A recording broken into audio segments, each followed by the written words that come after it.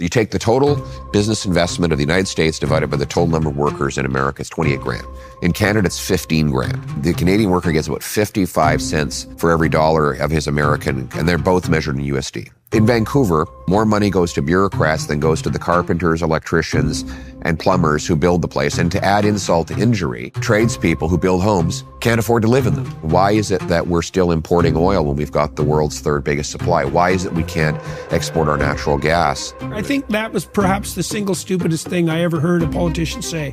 Your federal government spent $6,000 of your family's money going over their budget. They've squeezed the taxpayer out of every last dime, and they're still $62 billion short. It's worse than that because I suspect that the true picture is a lot more dismal than we know. Okay, so that's going to be dumped on you sometime in the next year. They get the party, I get the hangover. 8 years from now, what does it look like?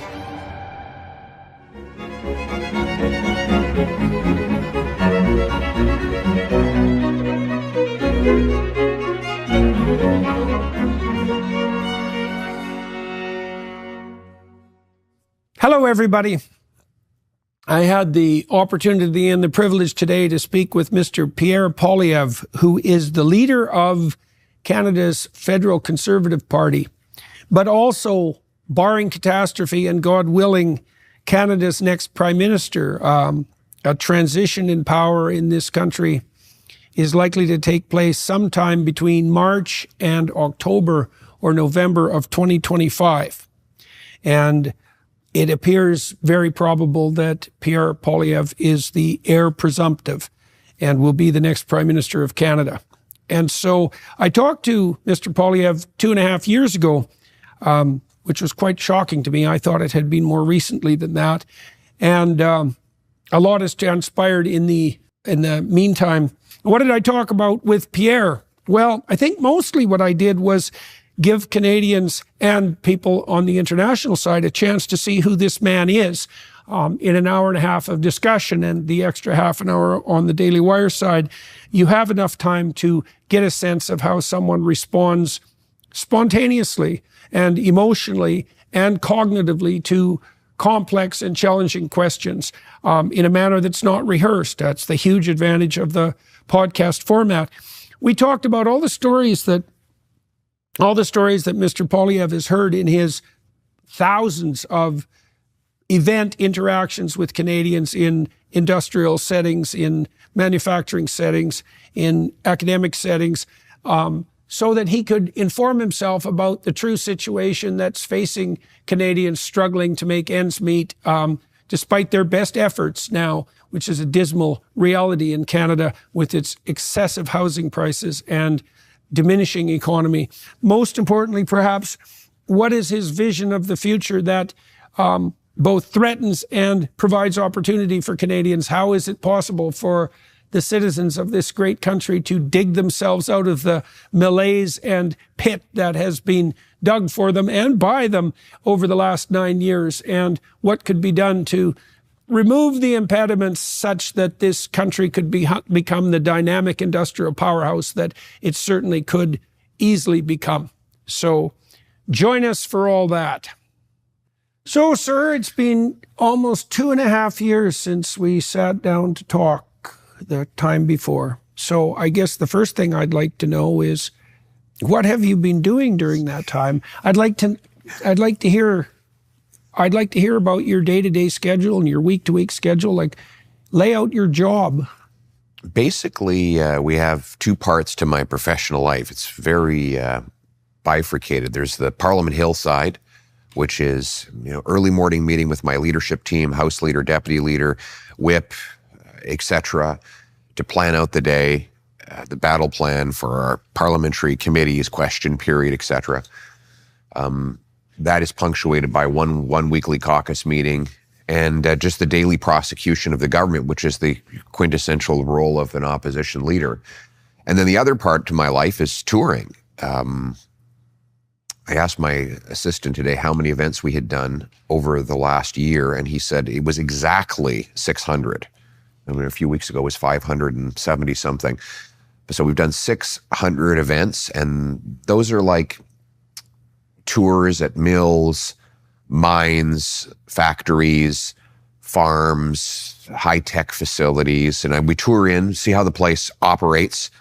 Then I give a short speech, do a question and answer, and then I just mull about and shake hands with the workers for 25 minutes to an hour. And then I go on to the next stop and do it all over again. And we did that in 9 provinces and 2 territories this year. And so that's a summary of my workload and work plan to do my job. And you said 600 events. You made allusion when we were driving over here that the weekends are particularly packed, that you'll do like 10 events on Saturday or Sunday. Right. And so what a typical event, what do you enjoy about the events? Why are they useful? And what do you learn? Well, first of all, you get a practical insight into how the country actually works. Mm-hmm. Like who makes the widgets? How do those get made? How does our supply chain come together? What skill sets do these incredible workers have? What background qualified them to be a licensed welder, or to run a CNC machine, or to be the CEO of a 300-person company that supplies parts into the American economy? And that practical insight, I think, is important if you want to lead a government and a national economy. So you learn a lot. Then I get to hear the stories of the people who work in these places and get their feedback on what they want, what their dreams and aspirations are. Yeah, I want to turn to that in some detail. Let me ask you about the parliamentary side too, because I think it'd be useful for people to know how you prepare for what you do in Parliament. It isn't obvious to me that people exactly understand the business of being in opposition, at a really practical level. Right. What do you see as your major function? I know you're there to push back against the government and to question and criticize, but it isn't obvious how you go about preparing for that, or how you decide what issues you're going to focus on, and how you distribute the responsibilities among your caucus and your broader team. So, there's a lot of discretion. You make up your mind when you wake up in the morning. You read the news. You see, I have a team that gives me a full briefing of all the published news from the mainstream media, all the news from the independent and ethnic media, all a download of the entire social media landscape. And then I respond to that by saying, well, I think we have roughly 25 questions we can ask. And I'll say, well, I want 10 on inflation, and 3 on violent crime, and 4 on whatever the subject happens to be in the day.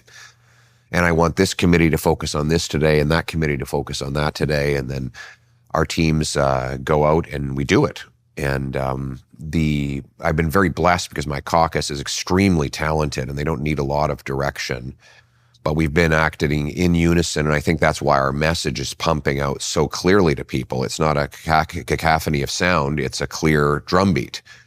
And that's why people are hearing and appreciating our message. So you feel that your party is well organized at the moment? Extremely well organized. Okay, so what's your evidence for that? Well, by every measure, by every statistical measure, we're stronger than any political party has been in, well, maybe in my lifetime, objectively speaking. Memberships, fundraising, poll numbers.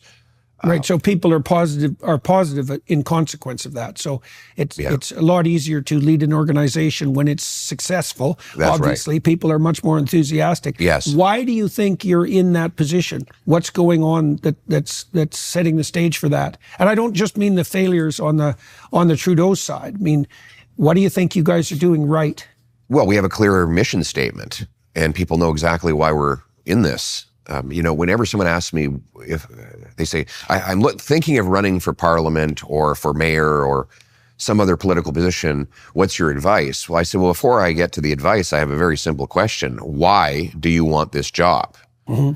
And it might seem like a simplistic question, but it's actually the most important question in life. Why? Why are you doing what you're doing? And our answer to that is to bring back the Canadian promise that anyone who works hard gets a great paycheck and a pension that buys them good food and a nice home and a safe neighborhood, that anyone from anywhere can do anything, and that people are in charge of their own lives. That's effectively what we want to deliver. So every day when I'm in Parliament... So that's a very local vision in a sense, right? It doesn't have that the grandiosity of an international utopian vision, for example. Well, maybe it's very down to earth. I think people are sick and tired of grandiosity. In fact, I think there's something grand about a family that can go on a nice road trip and share stories and build lasting memories that the kids will remember when they're 85 years old. Despite I think that's producing all that nasty carbon dioxide. That's right. I think those things are grand. And I think with the problem we've had in this country and in all of the countries that have been afflicted by this horrendous utopian wokeism is that it's been focused on the grandiosity of the leadership, of the egotistical personalities on top, and not the things that are grand and great about the common people. And that is another reason why I think we're doing very well. People are saying finally there's someone who's focused on letting me take back control of my own life and create a great future for my family. So that is, to answer your question, one of the reasons why we've had such incredible success over the last 2 years. In the beginning was the Word. Christ is a master at using short, mysterious stories. They change the listener who takes them seriously. My experience with the biblical text is that they're inexhaustible sources of wisdom. If I find something in them that is an obstacle, it's because there's something in me that has yet to be transformed. I just don't get it. The person that you do not think could ever be virtuous, oh, let me show you. This is the person who is fulfilling the law and the prophets. But seek first his kingdom and his righteousness, and all these things shall be added to you as well. I don't believe in that promise. I'll just be honest at this point. That has not been part of my experience. This parable I've been trying to understand forever. While we were talking and while we were sitting there, then it hit me. I saw it. Name me one ideology that has supplanted Christianity that has done good for humanity. This Jew is very frightened of a post-Christian society. He was the God-man, the model, the example of what we ought to become and what we can become. It's okay. It's safe for you and all of your doubts and apprehensions to open up and to let these stories in. He is the temple. He is the Torah. He is the covenant. He is prophecy fulfilled. If you're doing this and it isn't also the love of wisdom, it's also an attempt at wisdom without love. In both ways, you're going radically wrong. Power of love. It sounds so cliche when you say 60 there. I don't want to be in a Hallmark card, I tell you. We've got our work cut out for us, gentlemen.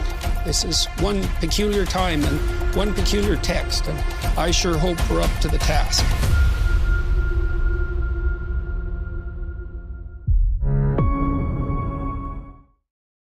Okay, so there's a lot of distrust, generally speaking, in relationship to, I would say, establishment organizations and political elites all across the West. A lot of that well-earned.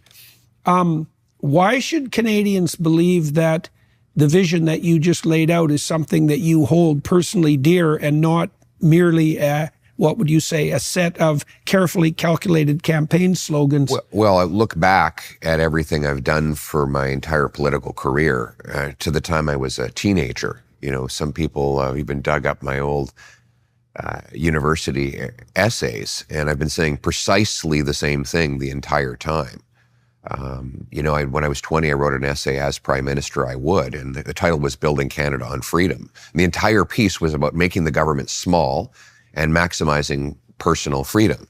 So that's basically what I'm doing now. So you have consistency well, there were going things, for you. When I launched my leadership race, I literally had the same language in my leadership launch speech that I had put in that essay 22 or 23 years earlier.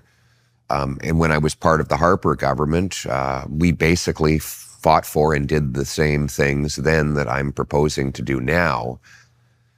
So as much as you can be assured of anything any political leader says, I've got evidence to back it up. Okay, so one of the things that's been very distressing to observe, I would say, and I'm going to use the UK as an example. I mean, the UK had 14 straight years of Conservative government. Yeah. And, you know, as far as I'm concerned, thank God for that, because it could have been Labour. But having said that, they fell 100% prey to the blandishments of the net zero types and brought forward really a catastrophic energy policy. And the UK is suffering dreadfully for that. And their immigration policy, I mean, Keir Starmer apologized for it, which was something remarkable to behold, and so did Kemi Badenoch, who now runs the Conservatives in the UK. Now, the reason I'm bringing them up as an example is because, well, they were a Conservative government, and they certainly didn't govern by anything approximating Conservative principles. And so how do you feel about the probability that if the Conservatives in Canada take power, that they'll be enticed into this global utopian delusion that seems to have enveloped so many leaders, kind of regardless of their political stripe? What do you think, if anything, can inoculate you or has inoculated you against that? I know better. Well, elaborate. What do you mean? I'm not going to do that. And it will be hard, because the temptation will be, this is the mistake that conservative parties around the world have made countless times. They think, well, anybody who's got a conservative mindset is already voting for me, so I can go off and chase the ideas of my political opponents, and then everyone will love me, because I'll have the Conservatives due to the fact that I have the name Conservative, and then I'll have all these other people because I've embraced their contrary direction. And in the short term, it works, because you manage to have all of these people under, and all of the different political ideologies captured in one tent. But the problem happens when the policies are a disaster. And then people wake up and go, oh my God, my taxes are now up, the inflation is out of control, the deficit is spiraling, there's crime on the streets. So does the temptation exist to try and take on the political policies of the socialists in the short term? Sure, but it's one that I will fiercely resist, because I know that by the fourth year of my mandate, people would be enraged because their lives would be even worse. So it will be tough, though. Like, it's going to be a trade-off. The temptation. I mean, I think many leaders fall prey to the temptation to shine on the international stage, right? I mean, I can't remember who it was in the UK. I believe it was the previous Labour Party leader who said that decisions in Westminster were essentially irrelevant because all the important things were happening internationally, right? And so if people are involved in status climbing and they hit the national pinnacle, there's the international world to, what would you say, to dominate or to impress. And that's, I think that the power of that temptation, or even of that peer pressure, can't be underestimated. So, okay, so now you've been, these events, these 600 events that you've gone to, so let's say that's something approximating 1,000 to 1,200 since we last talked. You spent a lot of time speaking to, and I presume listening to, ordinary Canadians. I heard you make a speech in the House of Commons that went viral in the last couple of weeks, and you spoke very persuasively on behalf of working class Canadians. And so tell us what you've learned, what you've heard over the last couple of years, and how that's shaped you and changed you, let's say, as you've moved from, as you shifted your position up the political hierarchy and are poised, really likely to take the reins in Canada at some point in the next year. You've listened to all these people, and so what have you learned, and what has it made you convinced of, let's say?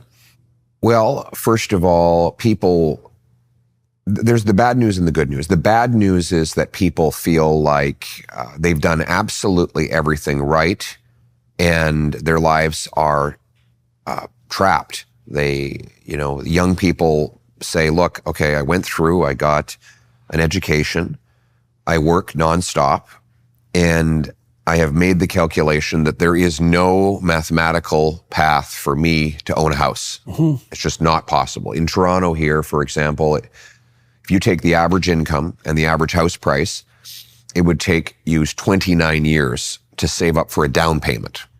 So, if you're for a down payment, not to pay it off, forget paying it off.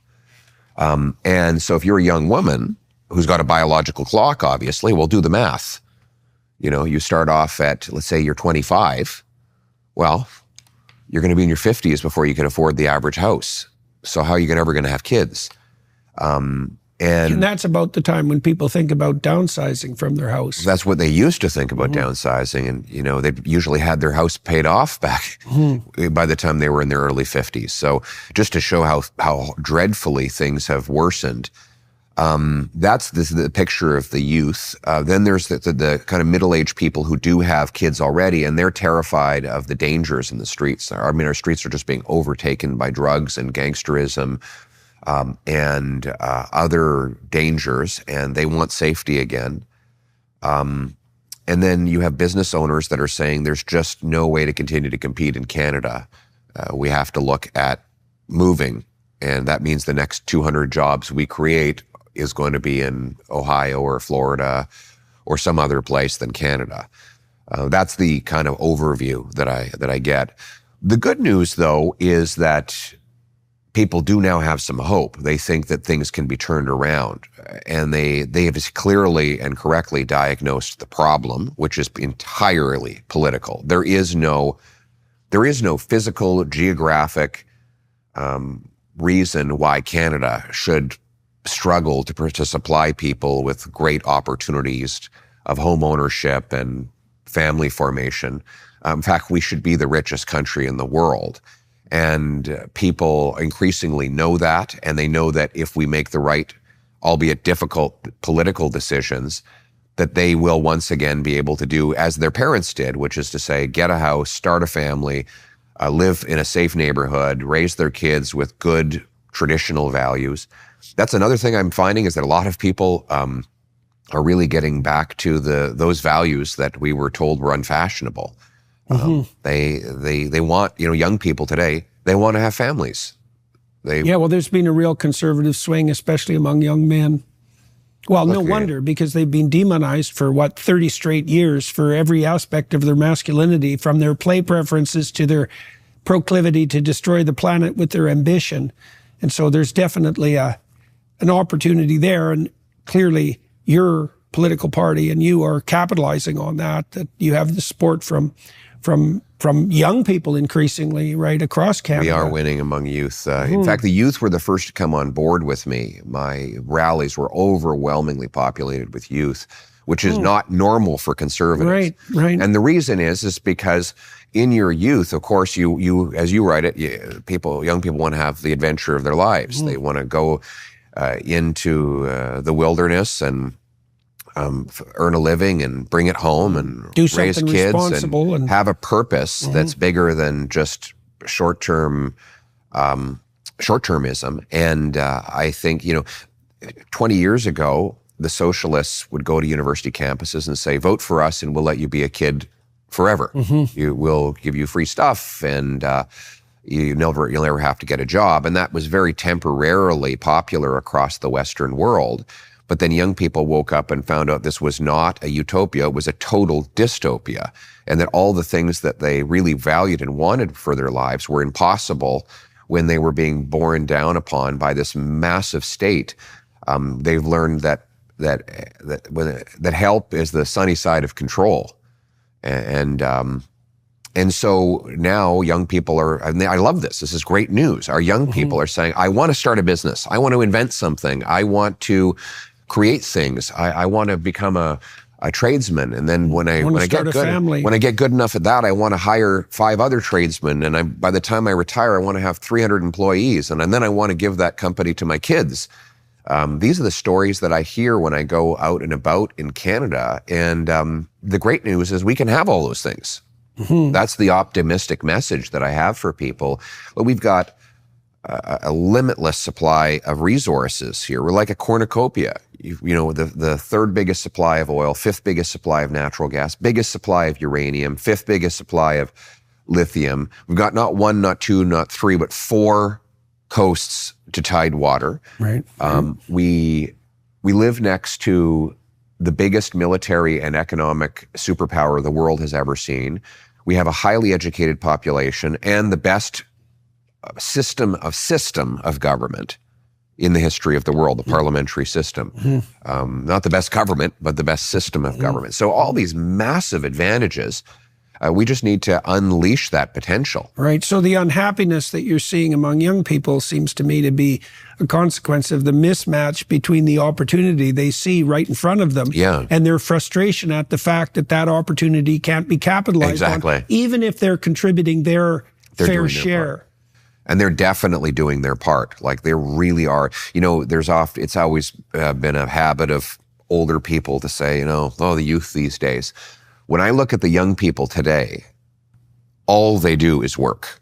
I am astonished when I meet young university students how much they work outside of their studies just to scrape by. How many hours of labor they do as waitresses or in another service job so that they can pay their bills. Way more than when I was a student, 25 years ago. When I was a kid in Alberta, I could work in the summer, and I didn't work on the rig, so I didn't have one of the high-paying jobs. Right. I had a more, what would you say, a job that was secondarily associated with the resource economy. I could make enough money in the summer, in 2 months, 4 months, to pay for the tuition and my entire year's rent. Of course. Right. And now these kids are working 20, 30 hours a week in addition to a full course load.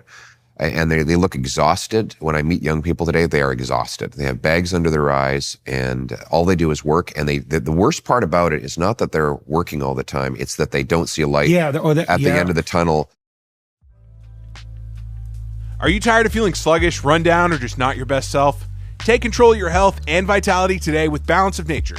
With Balance of Nature, there's never been a more convenient dietary supplement to ensure you get a wide variety of fruits and vegetables every day. Balance of Nature takes fruits and vegetables, they freeze dry them, turn them into a powder, and then they put them into a capsule. The capsules are completely void of additives, fillers, extracts, synthetics, pesticides, or added sugar. The only thing in Balance of Nature fruit and veggie capsules are fruits and veggies. Right now, you can order with promo code Jordan to get 35% off your first order, plus get a free bottle of fiber and spice. Experience Balance of Nature for yourself today. Go to balanceofnature.com and use promo code Jordan for 35% off your first order as a preferred customer, plus get a free bottle of fiber and spice. That's balanceofnature.com, promo code Jordan for 35% off your first preferred order, plus a free bottle of fiber and spice. Well, that's a genuine breakdown of the social contract, right? Because Absolutely. The deal, like you said, the deal was supposed to be, if you do things right, you'll be rewarded. Yes. Right? And that's the intergenerational compact, essentially. Yes. And there isn't anything that defines hopelessness more clearly than seeing that if you do all the right things, the pathway is paved to failure. Right. So that's so demoralizing. And, what's even worse about that is that the people who are most demoralized by that are precisely the people who would be most productive and hardworking. Because the ones that are sponging along, they don't give a damn anyways, right? They're not losing any glorious future, and they're not sacrificing for it anyways. But it's really not good when your economy is set up to punish people who are entrepreneurial and hardworking. And that's what it does right now. Okay, so let's delve into that a little bit. So I've been tracking economic statistics in relationship to Canada and sort of left me open-mouthed in amazement at our dismal condition. So from what I've been able to understand, the richest people per capita in terms of GDP per person, gross domestic product per person, so that's total productivity, is Ontario. And Ontario inhabitants are now poorer per capita than inhabitants of Mississippi, and that's the poorest American state. So the inhabitants of Canada's richest province are poorer than the inhabitants of the United States' poorest state. And that's actually occurred primarily in the last 10 years. Yes. And because we were basically at parity before that. Yes. And had historically been not quite as rich as the Americans, with some, blips above them, but pretty much tracking them one to one. Yeah. And now it's 60%, something like that. And that's not all the bad news, because it's 60% in terms of absolute wealth, and a real estate market that's twice as expensive approximately on average. Yeah. Right. So now it's really bad. It's really incredible. Like 10 years ago, the New York Times wrote an article, welcome to Canada, we're home of the world's most affluent middle class. And in that article, the Times had calculated that median American and Canadian incomes were tied and that Canadians were slightly better off. Now, part of that was because of the 08-09 financial crisis hit them harder than it hit us. But still, now per capita GDP in the States is $22,000 higher than in Canada, measured in USD. So that's about almost 30,000 measured in. Right. So that's a whole other income, essentially. Yes. That's a whole other part-time income. Exactly. Yeah. And then, as you correctly point out, their real estate is significantly cheaper than ours. So their dollars go a lot further, even when you match up the exchange rates. And what's worse than that is that the leading indicators are even more horrific. And leading indicators, for example, are investment dollars, because your wealth tomorrow is determined by your investment today. So if your employer, for example, is buying lots of new tools and technology, you're going to be able to crank out more widgets. So you crank out those widgets, then you can ultimately make more income down the road. If you take business investment and divide it by the number of workers, the American worker gets $28,000 of investment measured in US dollars. This is per capita? Per worker. Or per year? Per worker, per member of the labor force. Okay. So you take the total business investment of the United States divided by the total number of workers in America, it's 28 grand. In Canada, it's 15 grand. So the Canadian worker gets about 55 cents for every dollar of his American, and they're both measured in USD. So how is the Canadian worker? That's investment in future productivity? That's investment in machines, in technology, warehouses, factories. I see. Any capital investment that businesses make divided by the number of workers, that's the measurement. So now that means they're getting better technology, better new machines, better tools than our workers, and they will be able to crank out even greater wages for their people than we will unless we catch up with that. Our productivity is another major problem. Right now, and that's productivity sounds complicated. It's actually extremely simple. You just take the GDP and you divide it by the hours worked in the country. So American GDP is $80. So for every hour an American worker works, on average, he or she produces $80 of GDP. In Canada, it's 50.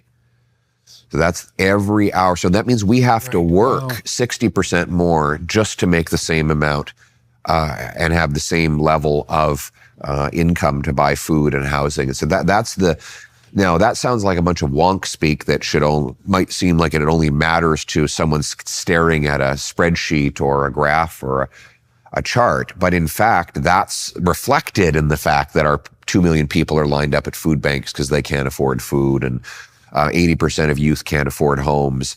And our quality of life and the things we can afford to provide our kids have fallen back so much. Well, There's that's a real pretty life. stark and easily comprehensible statistic. Yeah. I mean, if you work and you produce $80 worth of goods and services in an hour compared to working and producing 50, obviously that's a substantial shortfall. Yeah. So, and is there a starker indicator of the economic disparity between the US and Canada than that? Or do you think that's the primary statistic?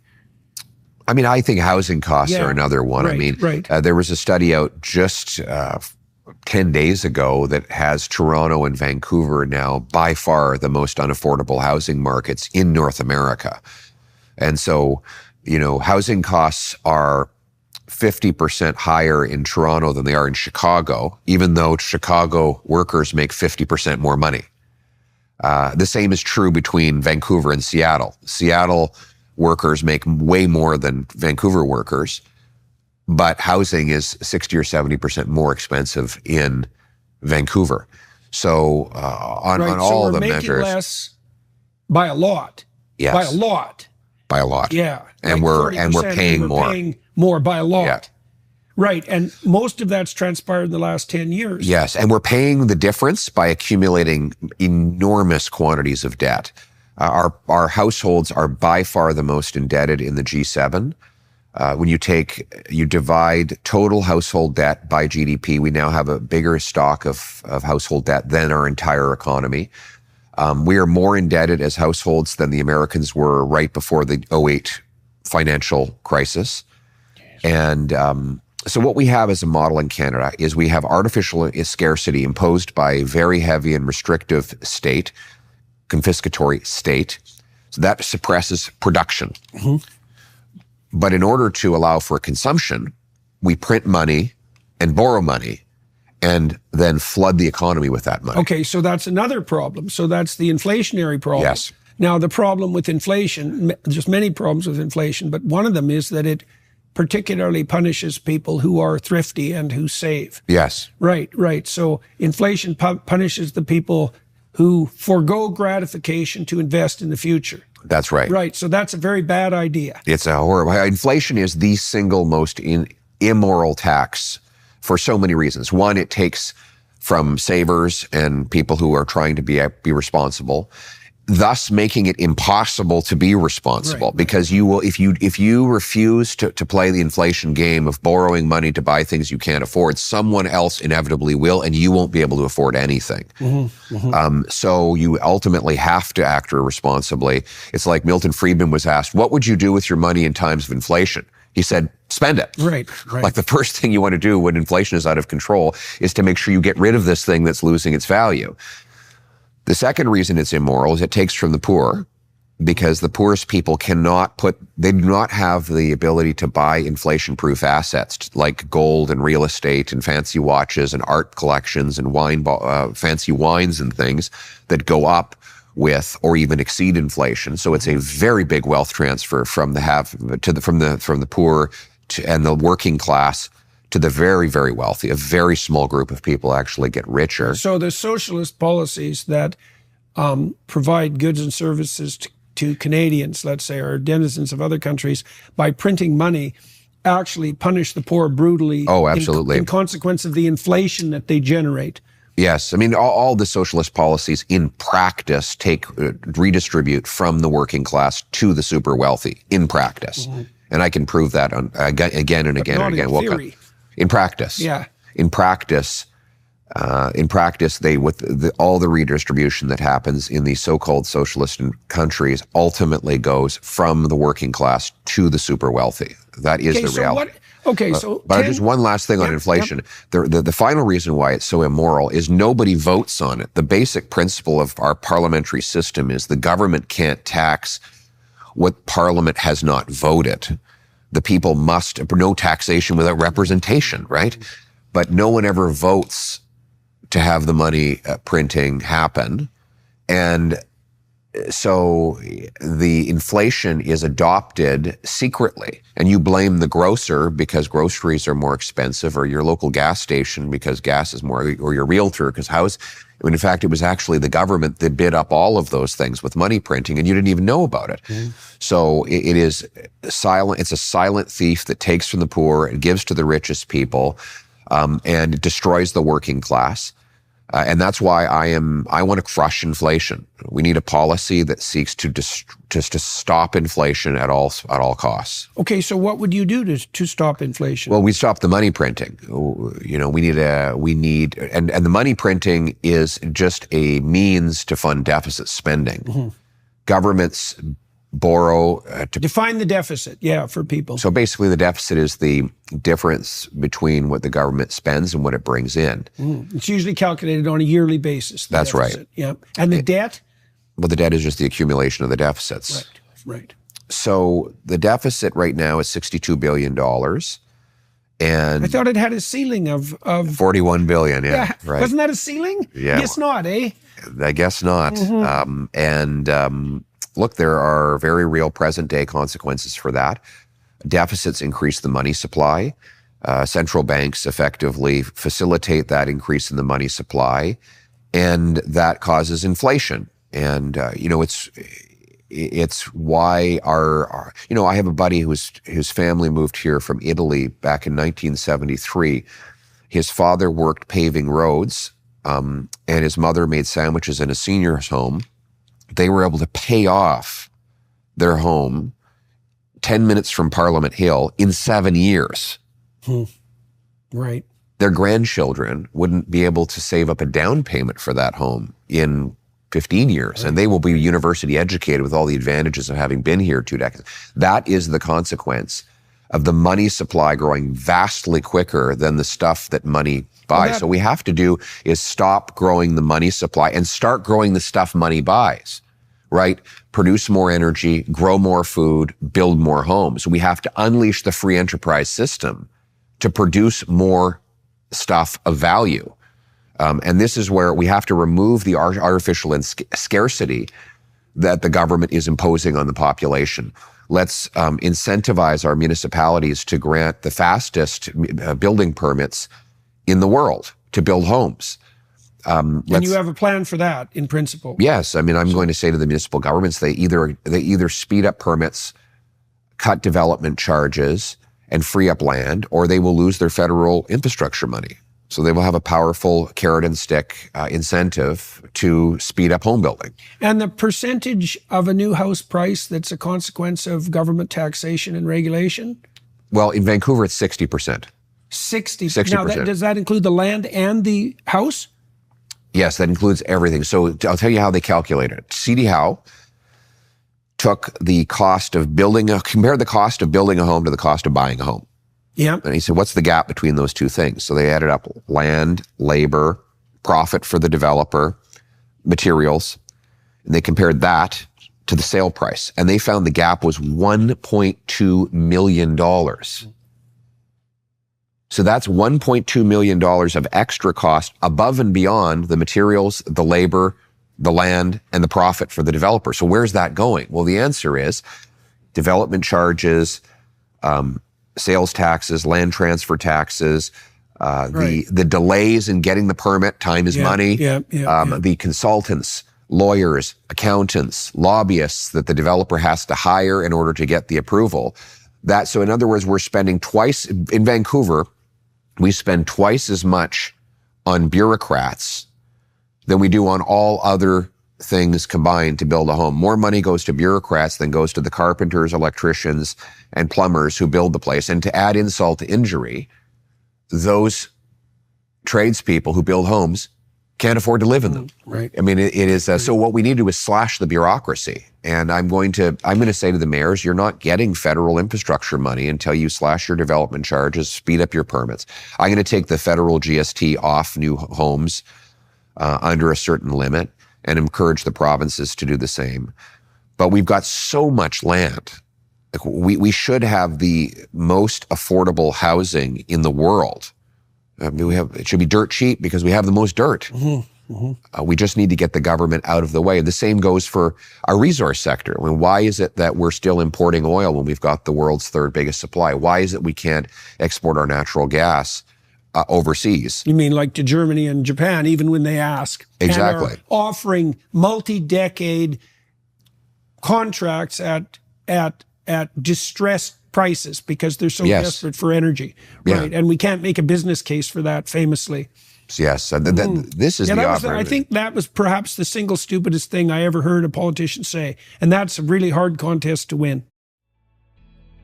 As we celebrate the gift of life, you have an opportunity to share the same gift with a mother and her baby. Imagine a young woman facing an unplanned pregnancy, feeling alone and unsure of what to do. She's searching for hope, and that's where Preborn Ministries comes in. Deanna already had 8 children and was in a tumultuous marriage. The thought of another child was more than she could bear. She tried to order the abortion pill, but by God's design, it never came. At 18 weeks along, Deanna visited a preborn network clinic. While getting her sonogram, her baby waved at her. Then she remembered that this was the baby that she had asked God for. God saved her baby that day, and he also saved her. For just $28, you can help save life. And thanks to a special matching grant, your gift is doubled. Just $28 provides 1 ultrasound, $140 sponsors 5. That means your $140 gift becomes $280, potentially helping 10 mothers and their unborn children. To support this vital work, dial pound 250 and say the keyword baby. That's pound 250 keyword baby. Or visit preborn.com/Jordan. Preborn maintains a 4-star charity rating, and all gifts are tax deductible. Join us in supporting this crucial work. Visit preborn.com/Jordan today. Well, you look at the price of natural gas is 3 to 5 times higher in both Europe and Asia than it is in North America, which means there's a hell of a lot of profit to arbitrage in getting our product over there. In the last the last 10 years, the Americans have added, I think, 6 liquefaction plants. The Qataris have massively increased their production. Canada has not completed a single new liquefaction facility. There's one that's supposed to come online soon in Kitimat that was approved by the Harper government. It's only now coming online.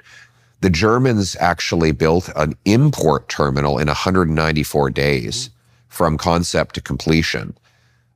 We've had direct formal requests for our natural gas from Japan, Greece, Germany, France, and I'm probably missing some others.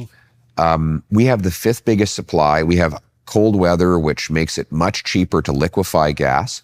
It takes 11 days to ship to Asia from BC. It takes 20 days from the US Gulf Coast. So it's basically half the shipping time.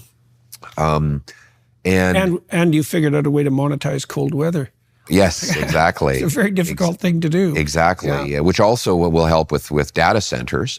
Data centers, which we're going to need data centers for AI and blockchain and countless other things that we have the energy for. It takes tremendous amount of energy to power these data centers. Apparently, a Chat GPT inquiry is 10 times more energy intensive than a Google inquiry. So I think it's 2.9 watt hours that is necessary to answer one Chat GPT question. It's only 0.3 watt hours to process a Google search. Right. So in other words, the thing about human brains is, it turns out that the remarkable thing about human brains is how smart they are for how little energy they use. Right. Right. Whereas we're building machines that are super intelligent, but they're very energy hungry. Right. Well, we have a lot of artificial intelligence in government as well, but it's a different kind. Yeah. But That's for sure. but we could be powering these data centers with Canadian natural gas generators. With nuclear, we have the biggest supply of uranium. We invented the CANDU. We have the incredible nuclear physicists and engineers. 60% of Ontario's energy already comes from nuclear. So we could be powering these facilities, and they're just beasts that are going to gobble up electricity. Yeah, the tech companies are absolutely desperate for it. Right. I mean, Facebook, I understand they're looking at building their own nuclear plant to power. Yeah, and Microsoft revitalized 3 Mile Island. I didn't know that. Yeah. So and they bought all the power that it's going to generate. We have about 250 data centers in Canada. We could do a hell of a lot more. And our secret sauce is our energy, our incredible supply of energy of all kinds: hydro, nuclear, natural gas, you name it. So let's unleash the production of these resources and bring all that money home. We could try to organize things so that energy superpower wasn't an insulting phrase. Well, National Bank did a study. If you want to talk to these environmental loons that hate our energy sector, they said, the great economist Stéphane Marion out of Calgary, National Bank, said if we displaced half of the electricity demand that India will have added to its grid over the next 20 years by supplying our natural gas instead of them using coal, it would reduce global emissions by 2.5 billion tons, which is 3 times the emissions of all of Canada. So in other words, by exporting our gas, which is half as emissions intensive as coal, we could do far more than we could even do if we shut our entire economy down and disappeared from the earth. So why don't we address the environment with energy abundance instead of energy poverty? Well, that's obviously the moral thing to do with regards to the alleviation of absolute poverty as well. Yeah. Because there's an environmental case to be made for that too, which I learned about 15 years ago. If you alleviate absolute poverty, the people who are now comparatively wealthy, so say starting to move into the middle class, take a much longer term view of their lives and their children's lives and their grandchildren's lives, which are now relatively assured, and they're much more likely to take environmental action at the local level. So it looks like the fastest pathway to a genuinely green and sustainable future is through the eradication of absolute poverty. Right. And the most effective route to that is cheap energy. Right. So absolutely. So it looks like we could have a green future and eat our cake too, so to speak. And Canada could definitely be at the forefront of that. Absolutely. So, okay, so I want to turn back to some numbers. The deficit this year was $61 billion. That was last year's deficit. Last year. And there's 40 million people in Canada. And so that's $1,500 per person federal overspending. And that's $6,000 essentially per family. So just for everybody watching and listening, your federal government spent $6,000 of your family's money last year going over their budget. That's just what they spent in excess of what they had originally budgeted. Right. And that's on top of having among the highest taxes in the world, with our 53% highest marginal tax rate, plus carbon tax, plus high payroll taxes, plus high business taxes, plus high capital gains taxes. So they're taking in more money than ever before. They've squeezed the taxpayer out of every last dime, and they're still $62 billion short. Right. And that's just one level of government, by the way. Then the Right. provinces have deficits that compound the federal one. So we have way too much government, and we need to reduce the size and cost of government and unleash the power of the free market. Okay, so it's also the case that we haven't gone into diagnostics yet, but it's also the case that the Trudeau administration has increased the federal bureaucracy 40%? In bodies, yes. In bodies since its inception. Yeah. Right. But despite that, they've also radically increased the amount of money that they're spending on consultants. Yes. Who are about as expensive.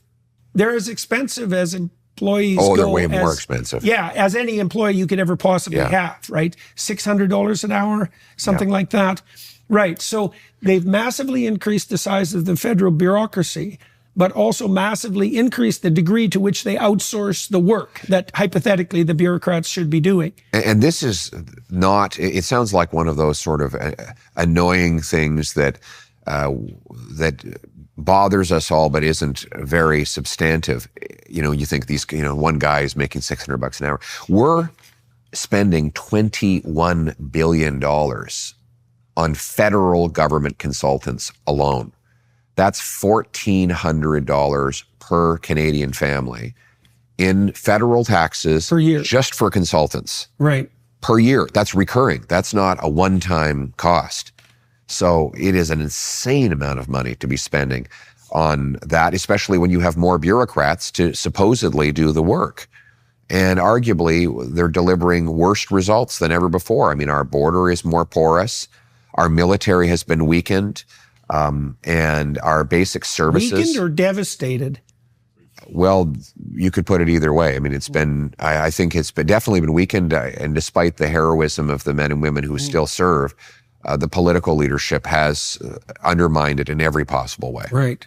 Immigration, porous border. I think our per capita immigration rate exceeds that of the U.S., even given the U.S. open southern border. Oh, by far.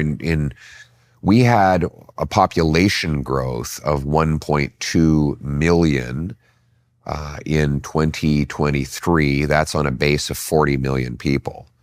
So it's an astonishing number of people to bring in 1 year. Everyone now admits that this was a calamity for housing, the job market, and our healthcare system. Trudeau himself walked it back recently. He walked it back. With what was the approximation of a public apology. Yes. This is after he called everyone who questioned his immigration policy a racist. Right. And then he adopted the policies that he was calling racist only a year and a half earlier. So. Okay, so that's a lot of, I just talked to Terry Glavin, a Canadian journalist this week too, and he did about a 5-dimensional analysis of the trouble that Canada was in. It was blackly comic in some ways, because we realized at the end of the conversation, or near the end of it, that we hadn't even discussed the ever-present threat of the Quebec separatists. And I was thinking, oh my God, like Canada's in a pretty dismal state when the threat of Quebec separatism is number 6 on the list of threats to the integrity of the country. Yes. Right. So, okay. So now that's making a comeback too, God. Yeah, I know. I mean, the PQ is now leading in the polls in Quebec after they had been completely obliterated in the Harper era. Separatism was completely dead in Quebec, and now it's making a resurgence. And ironically, more out of desperation than anything else. Well, I mean, it's interesting that the leader of the PQ has actually been making economic arguments in favor of separate. They used to always try to avoid that because most Quebecers would say, well, clearly we'd be worse off economically if we left. But because Trudeau has been such, and Freeland and the entire Liberal gang in Ottawa has been such a colossal disaster for our national economy, the separatists are now able to make the argument that they would be better off separating from that calamity. Now, I intend that was the plan all along. Maybe I intend to reverse that argument by making our economy strong again. But it really is astonishing to see how badly things have changed in every respect. Okay, so this has really transpired in large part over the 9 to 10 year period that Trudeau has been governing. And so when you are trying to put your finger on what went so wrong, so calamitously wrong, what do you think the major contributors were? I mean, there's a lot of hydras whose heads we're encountering at the moment, and I imagine it's relatively difficult to trace a causal pathway, but what did we do wrong as a country? Well, I mean, it doesn't. What I'm about to say is not a shock to anyone. We have a prime minister who is dedicated to a extremely radical ideology. It is just a rehashed socialism that has been discredited again and again and again throughout the ages. And his basically authoritarian socialism has guided him throughout his entire prime ministership. He believes in a state that controls every aspect of your life, your money, your speech, your thought.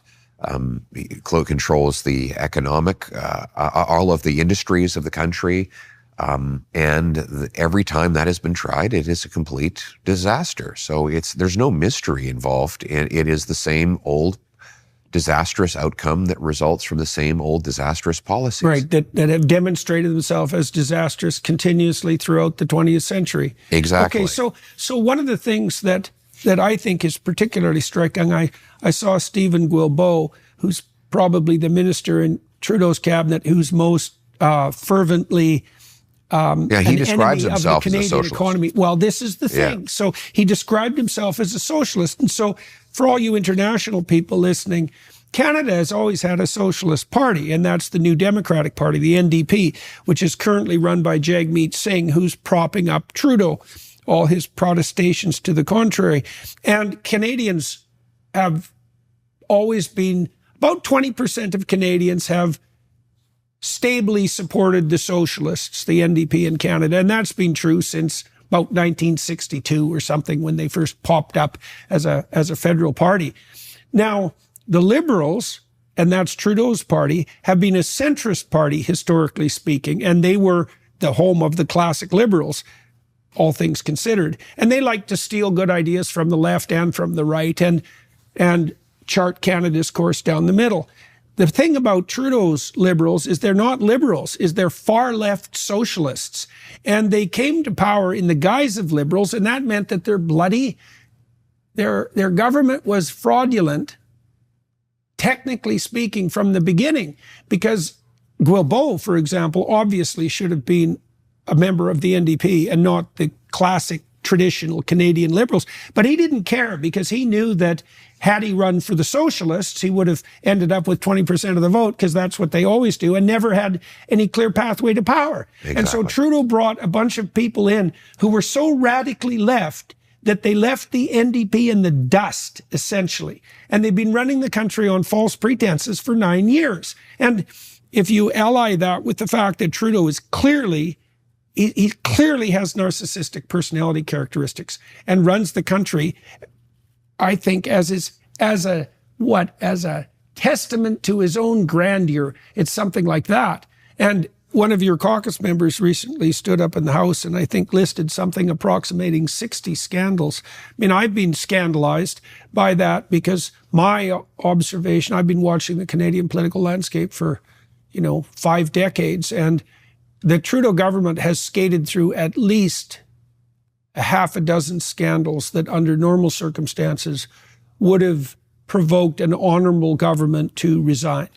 And then that doesn't count the other 54. Yeah. And so at the moment, Trudeau's grip on authority is very shaky. His deputy prime minister resigned last week in a cloud of catastrophic, surreal manipulation.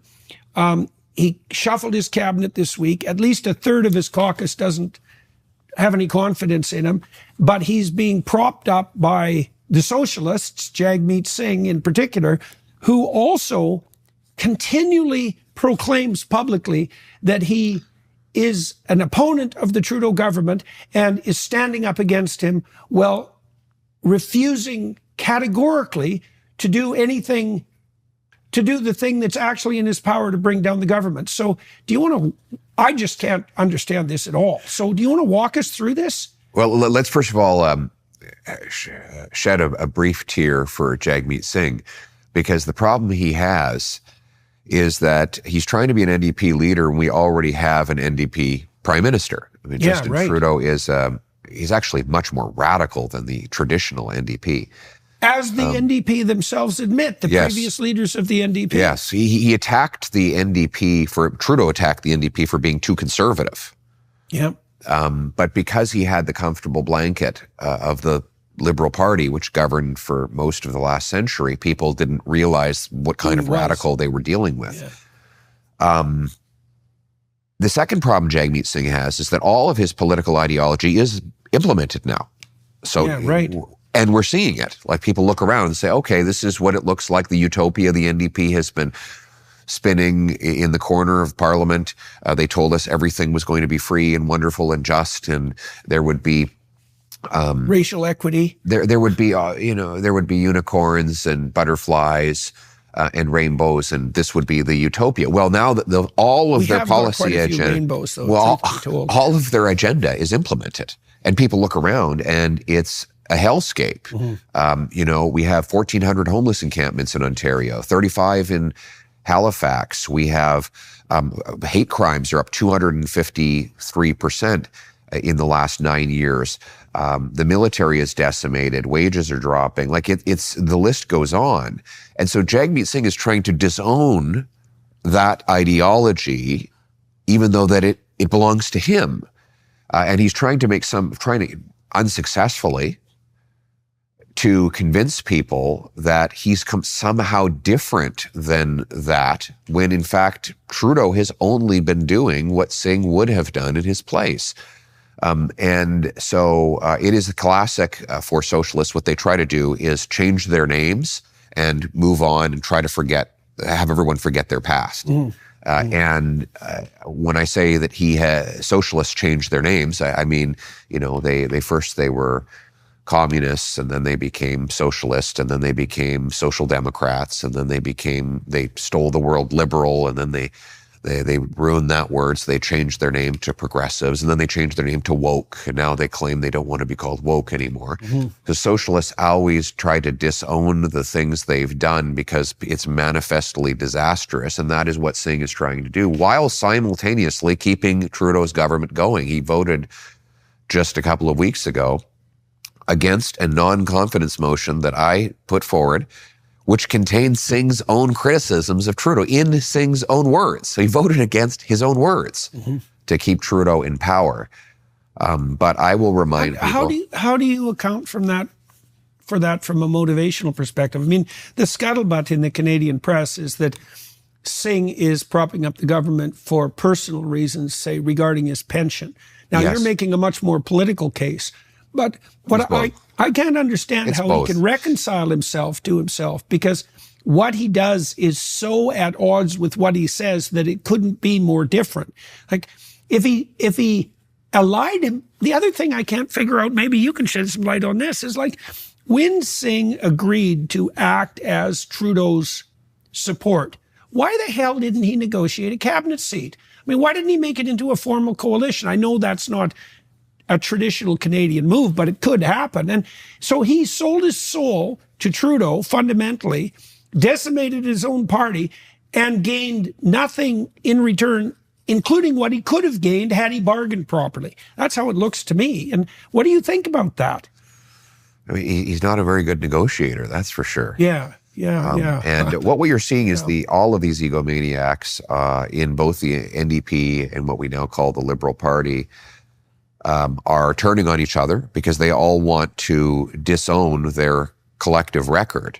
All of them want to say, "Oh, I wasn't part of this," and whether it's the outgoing finance minister Freeland or Mark Carney, who's been writing the financial plan behind the scenes, or Jagmeet Singh.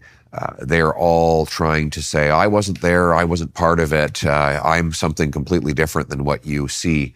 That is just an illustration of how much of a disaster their agenda has been. And I think that's why we're doing so well, and we're going to defeat them, and Canadians will give me a mandate to take the country in a completely opposite direction. Okay, so what do you see on the horizon in the upcoming year? I want to talk about two things. What you think is going to unfold, well, even in January, I mean, once Parliament reconvenes, and what you expect from Trudeau in terms of his political action, then what you expect as the Liberal Party tries to reformulate itself. Like, I can't imagine a scenario, not really, where Trudeau leads the Liberals into the next election. That seems to me highly improbable. It wouldn't surprise me if he has to be removed kicking and screaming, so to speak. But I'd like to hear your thoughts on what are Canadians to expect in the upcoming months. So Parliament's back in late January. It will take some weeks to actually get a non-confidence vote onto the floor of the House of Commons. Then we'll see if Jagmeet Singh's latest promise of voting non-confidence was as insincere as his prior commitments to that effect. When does his pension kick in? In February. So he's now, basically, he said yesterday that he would put forward a non-confidence motion at the earliest opportunity. Well, that's likely to be March, which is... Oh, that's convenient. Okay, right, so that problem's off. So really, that's right. So March is the earliest, as far as you can see, that election could be called. Singh will not vote non-confidence before he gets his pension, or at least he will not vote non-confidence in a way that sees the election happen before his pension kicks in. So we won't have an election before very late winter, early spring.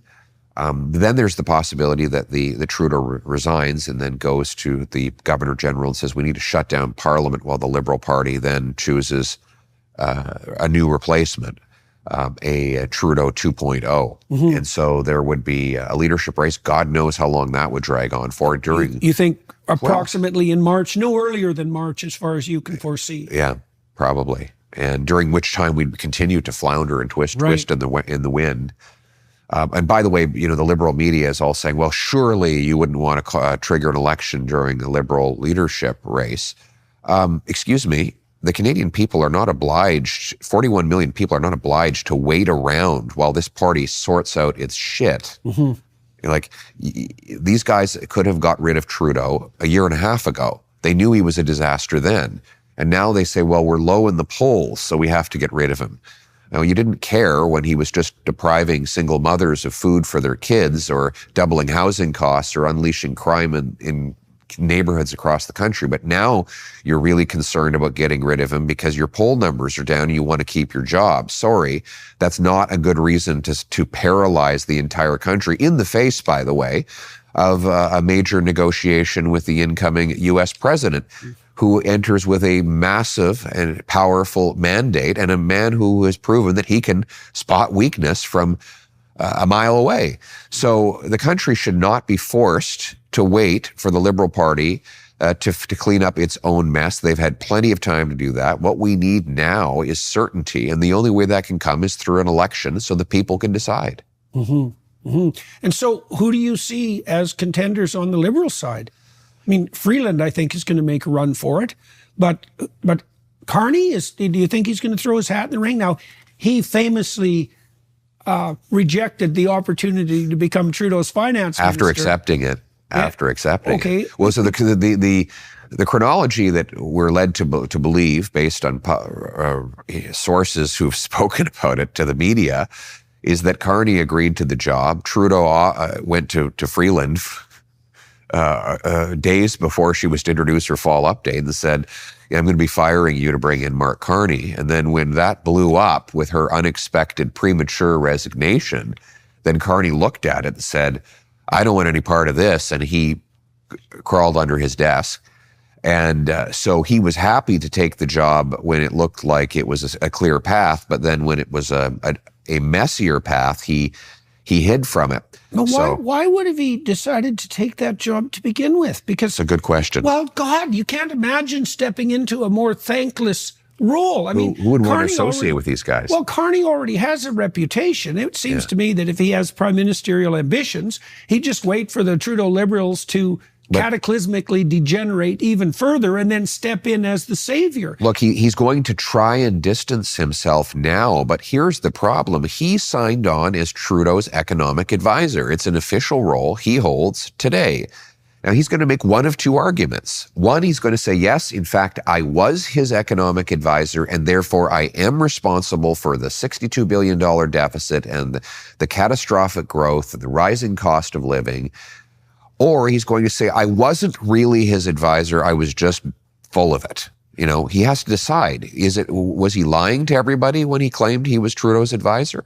Or was he telling the truth? And either way, he's got a major political problem that he is now totally inseparable from the Trudeau record. He supports the carbon tax. He supports the attack on our energy sector. He told me in a parliamentary committee that he opposed Canadian pipelines, even though his company has invested in pipelines in the Middle East and in Brazil. You know, he is part of the Davos agenda.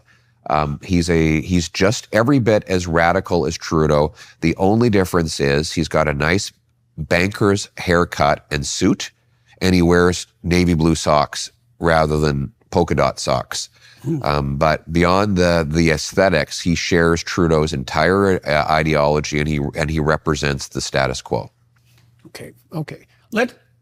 So what do you see? Let's do this. I want to know what you see as, like, frankly speaking, I don't envy you your job, or the people, by the way, in the Trump administration, because it's very glamorous at the moment for them. But if they're going to cut government inefficiency in a serious manner, they're going to be doing hard administrative labor for a very long period of time. Now, you're going to take the helm of Canada when there are 5 dimensions of trouble brewing, and more serious trouble on all of those dimensions than I've ever seen plague Canada in my entire life as a Canadian. And it's worse than that, because I suspect that the true picture is a lot more dismal than we know. Yes. Okay, so that's going to be dumped on you sometime in the next year. And so how are you going to deal with that? Like, how are you going to deal with the fact that the easiest thing to do for Canadians and for the remnants of the legacy media will be to wait until the Trudeau government collapses completely, dumps the economic mess on your shoulders, and then 2 months later proclaim that it's your fault. Right. Well, and it will be your responsibility at that point. And so, like... they get the party, I get the hangover. Oh, you definitely are going to get the hangover. There's no doubt about that. And that's a formidable set of problems. Now, as we've already pointed out, Canada has a tremendous number of natural and cultural advantages. But still, like, there's a lot of... Now, you have a Senate that's packed with liberal progressives. Let's call them by their proper name. You have a Senate that's packed with progressives. You have a judiciary that's packed with progressives. You have municipalities all across the country that are progressive. Even once you win, there's going to be a lot of opposition to your movement forward, and you're going to inherit all these problems. So, like... Are you trying to dissuade me from taking this job? Man. And so, I mean, I want to know why you think you're ready. And it's been 2.5 years since we've had this conversation like this. Like, and what's your What's your plan, and who are the people you have in positions to implement your plan, and why should Canadians have confidence in them? So my plan is pretty clear. We're going to cut bureaucracy, cut the consultants, cut foreign aid, cut back on corporate welfare to large corporations. We're going to use the savings to bring down the deficit and taxes and unleash the free enterprise system. We're going to repeal C-69, that's the anti-energy law, to cause a massive resource boom in our country and make it attractive for business to do the value-added work here in this country. So part of it's going to be growing out of this mess. If you take the debt to GDP ratio, you have the denominator has to grow. And that's why we need a bigger, more powerful GDP that can fund our country and diminish the relative size of our debts. We're going to bring back a monetary discipline to bring down inflation, stop the money printing, and we're going to incentivize the municipalities to get building. But it's going to be a big fight with all of these things because there are so many vested interests that will be trying to hold us back. So many small economic groups that have profited off the status quo, they will be fighting against me. And I'm going to have to put out a call to Canadians that they have to stay politically active. They can't assume that simply by voting in an election that everything is going to, all the problems are going to reverse instantaneously. I will need people to put pressure on the Senate to adopt my economic reforms. I will need people to put pressure on their mayors and local councillors to get out of the way and let us build homes. I will need businesses to actually do their part. I mean, our corporate Canada is so completely incompetent when it comes to politics. They're going to have to start to fight for the policies that are good for their workers more aggressively. And I've said that to them. They need to fire their incompetent lobbyists and actually go to the people and make the arguments for the reforms that I'm talking about. And are the businesses that you're talking to, these are larger businesses, I presume, do they understand your concerns? Are they on board with your suggestions? They're starting to understand because they know that what they have been doing hasn't worked. Well, the energy companies have been towing the green line, which seems to me to be a very bad strategy. They're idiots. They're complete idiots. The big five oil companies in Canada have idiot lobbyists. They have brilliant workers, incredible workers, but idiot lobbyists. And they've been trying to suck up for the last 10 years and did nothing to support the right policies in the prior years. So that's going to have to change. The developers are going to have to inform people in the cities why housing costs so much. How is it possible that Olivia Chow can raise development charges by 30% and nobody in Toronto knows about it? Well, it's because the builders have not made it known. And so the builders take the blame when the housing costs go up. I mean, you have to politics is a participation sport, not a spectator sport. So our business community is going to have to step up and make the argument for these changes, or I will come up against a lot of political barriers. My message to everyone is, God willing, I will triumph in the election, but the people who want the changes that I'm talking about are going to have to stay politically active to push them through and over the finish line. So one of the remarkable things that transpired on the American front, and rather precipitously in the last 3 months of the election, was that a remarkable team of people aggregated themselves around Trump. And that was heartening because each of those people had their own track record of stellar accomplishment, but it also helped decrease people's concern about Trump as a individualistic autocrat, let's say. Now, you're very well known in Canada, I would say, and increasingly internationally. I'd say that's less true of your team. And so could you tell us, can you point to some people who will be key in your administration and highlight their I'd like to know what you think their strengths are. So let's walk through the core elements of your team. And also, I'd like to hear a little bit about where you think you guys still need to learn and might need further development. Well, listen, I'll go through some of the names.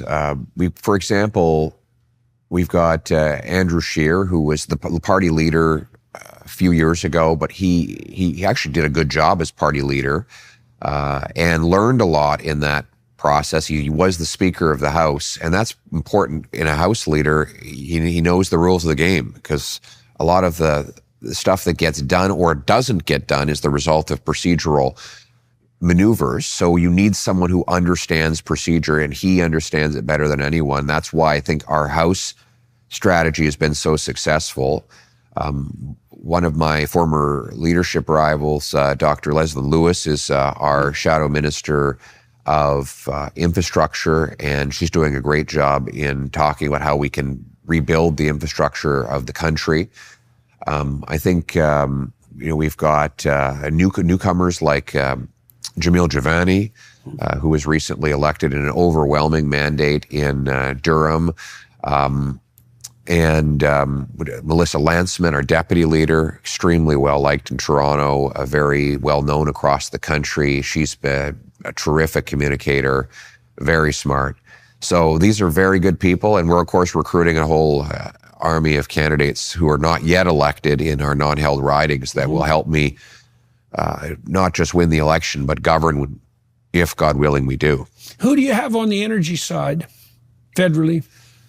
Well, we're kind of lucky in that respect that we have a huge Western caucus, right? We dominate in Alberta and Saskatchewan. So, there's very few MPs in our Prairie caucus that don't understand energy, because they all grew up with it, as you recall from your time as an Albertan. And they know what to do. And I've also planned to I've talked to Daniel Smith, and I said, look, and Scott Moe, who's the premier of Saskatchewan, I said, look, you guys need to be ready for it. When I win, we need your help to reform the approval laws so that we can get some resource projects going, like, immediately. I won't speak for her, but Premier Smith from Alberta, who's a fantastic leader, has said she's happy to help. And she knows the energy sector inside out and backwards. And I'm talking to, for example, Greg Rickford from Northern Ontario. He's the guy who's been championing the Ring of Fire, which is just the massive collection of minerals in Northern Ontario that we've been talking about mining for the last 15 years and hasn't been able to get approved. He's the one who's got the plan to approve that. So I've been talking with him a lot. And you'll see more names come forward as we get closer to the election. Okay. So your fundamental plan is to eliminate obstacles, let's say bureaucratic obstacles, procedure obstacles, and to facilitate growth out of Canada's current malaise. Yes. And you see that a lot of what you've talked about today is on the resource front. And you have premiers who are going to back that. Canada is also a sophisticated nation. We're more than hewers of wood, let's say, and drawers of water and purveyors of energy. Why don't you talk a little bit about, let's presume, for the sake of argument, that you have 2 terms, 8 years, let's say, which is not I think that's a reasonable prognostication if things go at least moderately well, right? And so 8 years from now, what is the Canada that you are planning to lead? What does it look like? I think it's a country where any young person can say, this is the place to start a business. This is the place to take a risk and break through. It's a country where a country of adventurers, explorers, inventors, workers, people who are extremely ambitious and rewarded for that ambition. It's a place where not only do we graduate brilliant engineers in Kitchener-Waterloo, where we do, some of the best in the world, but they say, hell no, I'm not leaving Canada. This is the place to be. This is where The best tech company is hiring the next 700 people. This is where I can get the best salary, and this is where I can keep most of my paycheck. Oh, and by the way, it's now affordable for me to buy a home here in Canada.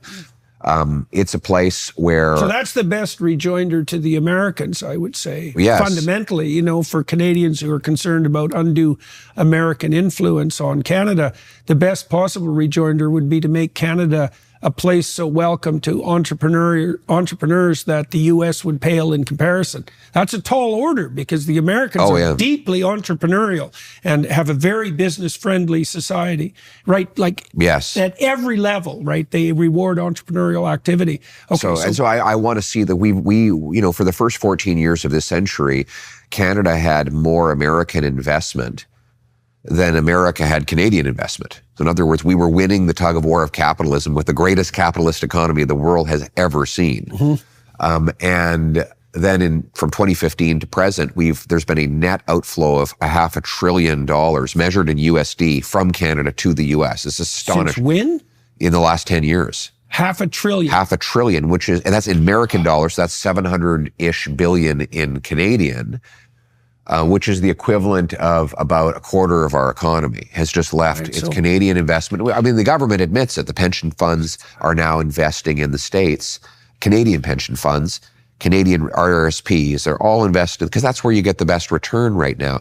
I want to bring that back. Right, so that's like $40,000 per Canadian, something like that. That's right. So why don't we can bring that back? $20,000 per Canadian, $80,000 per family. But let's bring it back. Let's bring it back. Let's make this the best place to get a return on your investment. Let's make this the best place in the world to do business, to bring hundreds of billions of dollars of investment, to dig mines, build pipelines, business centers, new tech companies, drill, high-tech enterprises that you not only invent here, but you actually keep here because it's not just a great place to lose money, but a great place to make money. That is the bright, optimistic future I see. I'm looking at models for this. You look at Ireland. Ireland, my grandfather came from Ireland, about half a century ago because Ireland was too poor. Well, now Ireland's per capita GDP is twice Canada's. They're now $100,000 per capita GDP. In Canada, it's $50,000. So what did the Irish do? They cut taxes. They shrunk government. Government is only 23% of the economy, 40% here. Right. And so they made it tech-friendly. Made it very tech-friendly. So like 70% of the American, 75% of the Irish economy, is free enterprise. And that's why they're just cooking with gas. Look at Singapore, Switzerland.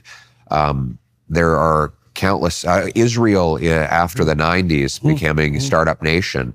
The recipe book is already written. We know what to do. Unleash free enterprise, remove the constraints, cut taxes, and allow people to prosper. Yeah, well, I've heard great things about the tech graduates from the University of Waterloo. They're phenomenal. People in the people I know in Silicon Valley. Yeah. They're our biggest export right now. Yeah, well, they feel that they're the equivalent, at least, of the graduates of the Indian Institute of Technology. And I mean, the Indians have had a massive influence in Silicon Valley. And so Canadians, well, that's only one place where Canadians are not making nearly the use of their resources that they could.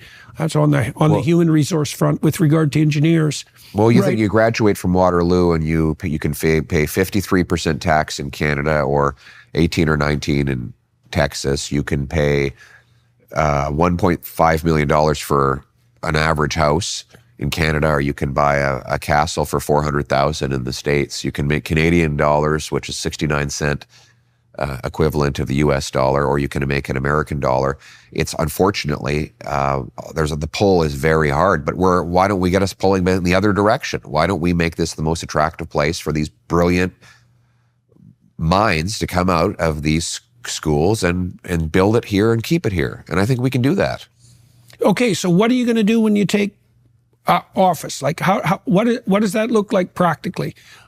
So what could Canadians watch you do in the first months of your administration that would help reassure them that this is going to happen? This is real. Well, first of all, I'm going to axe the carbon tax. It's been kind of an epic commitment that I've made. It's iconic. And so I have to follow through on it immediately.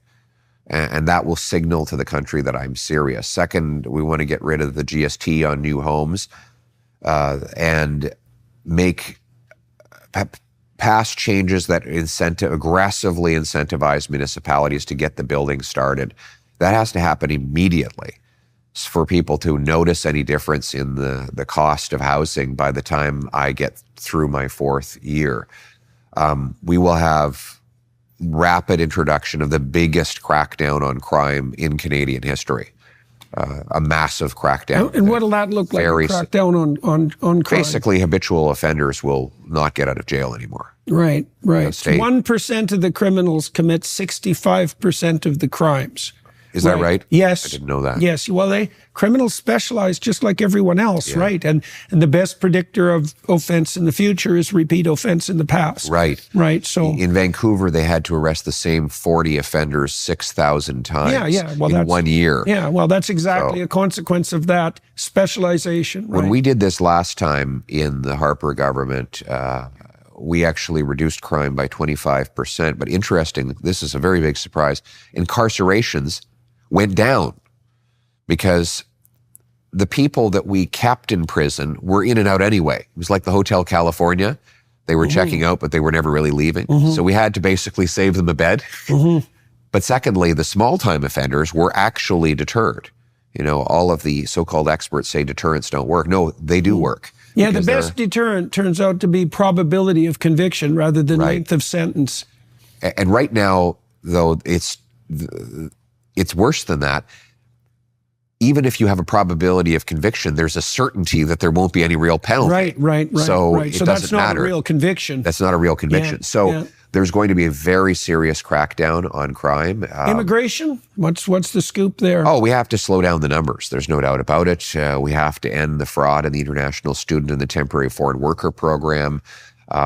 We have to... Well, Canada historically had a very effective immigration policy. We just have to get back to the best system in the world, which we had for 150 years. Even in the United States, both Democrats and Republicans used to say, they'd get up at a microphone and claim they were going to replicate our system because it was an undeniable success. Immigration was not even controversial before Justin Trudeau because it was so well managed here for so long. And we just need to get back to that system. It was clearly viewed as a net benefit by the immigrants and by Canadians. Absolutely. In fact, the support for immigration was strongest in kind of the rural, resource, and agricultural communities where the labor was most needed and welcomed. And people integrated, they arrived here, and while we said to people, look, bring your traditions and culture and your stories, but leave the problems at the door. And this is, by the way, a history for Canada that goes back hundreds of years. I mean, the Protestants and Catholics were ripping each other's eyeballs out in Europe for centuries. And then they came to Canada and they got along.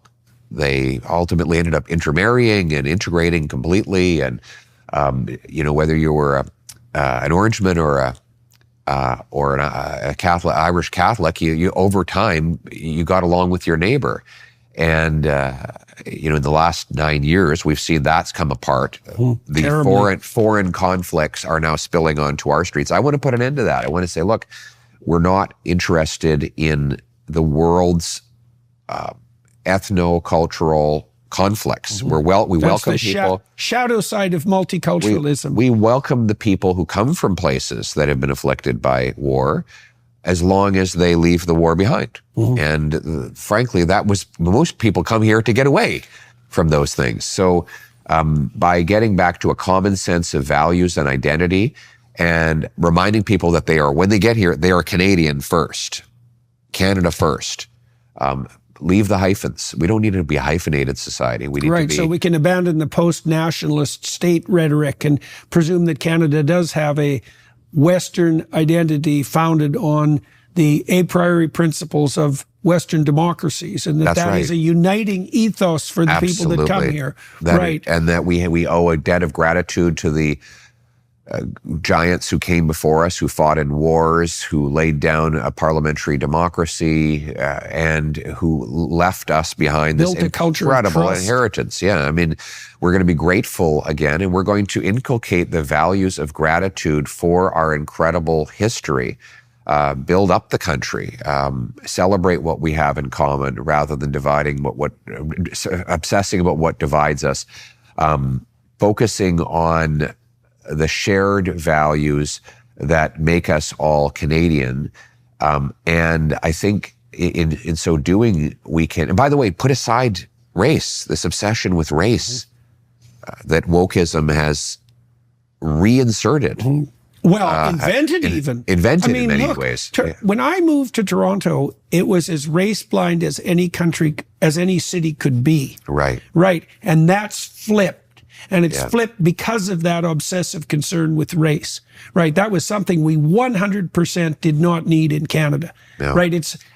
We basically, what would you say, imported and invented racism in Canada, right? As a consequence of policy. Wokeism seeks to divide people into these different groups and subgroups, and we see the results in a 250% increase in hate crimes. But we're going to get back to the basic principle that people are judged based on their individual character and humanity rather than by their group identity. And that is actually, ironically, the most unifying thing we can do to bring our country back together. And as Lincoln put it, to bind up the nation's wounds.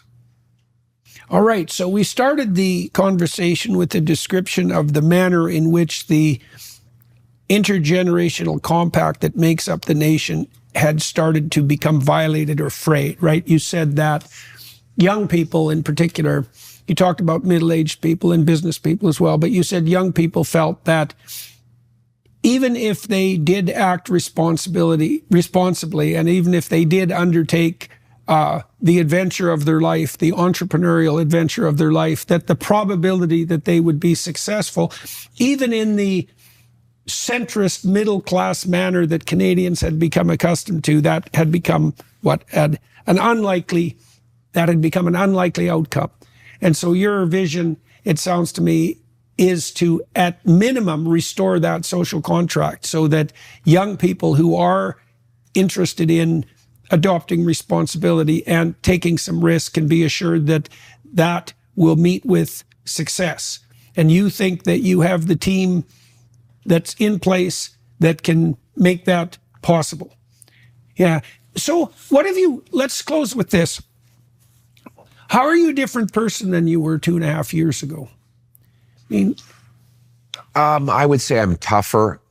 What does that mean? Tougher? Well, it's like you watch a boxing match and you see these guys get hit again and again and again. You say, how is it that you can take a punch? The average person takes a punch like that on the street, they'd collapse. Well, once you've taken a punch, you know how to take a punch. And when you run for leader of the oldest and biggest political party in the country and you're trying to challenge the vested interests, then you're going to take a lot of punches. And I've withstood those punches. And as a result, I feel stronger now than I did when I started. Okay. I don't feel I have beaten down. I feel emboldened and strengthened from that, running through that gauntlet. Right. So that hasn't demoralized you? Not at all, no. In fact, to the contrary, I feel more invigorated than ever before. Why? Because I think, because I have a mission there, I think was it Frankl that said, he who has a why can withstand any what? Anyhow, yeah. And I have a why. I know why I'm doing this. And I want to get this done for the country. And I want to leave behind the opportunity for every other Canadian, the chance I had as a kid. And I know it's personal for me. I don't come from a privileged or wealthy background. I was adopted by school teachers, grew up in a normal suburban neighborhood. We didn't always have money, but I was able to get here. Mm-hmm. And my wife's the same story. You know, she came here with nothing and she's had a great life. Her family's had a great life. I love that about this country. And the idea that I could restore that as my life's work for other people, to me, that is exhilarating.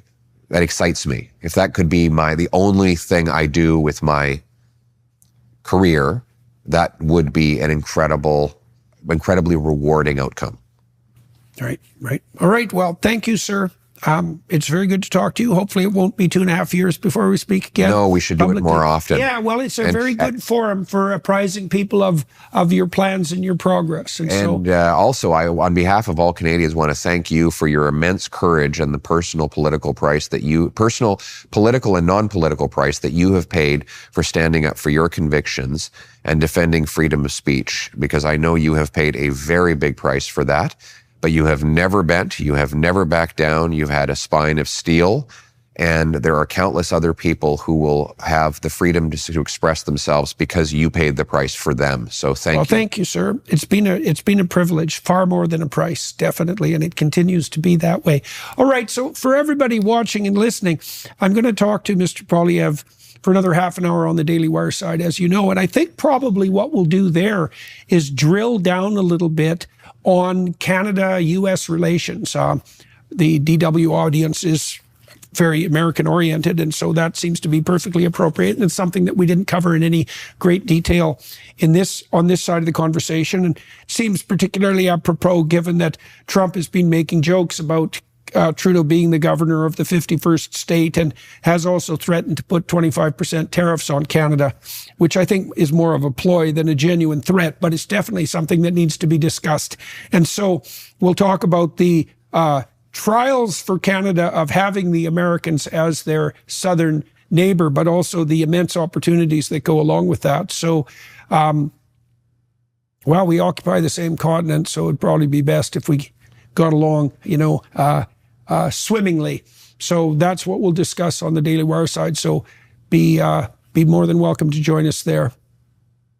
Thank you again, sir. Thank you.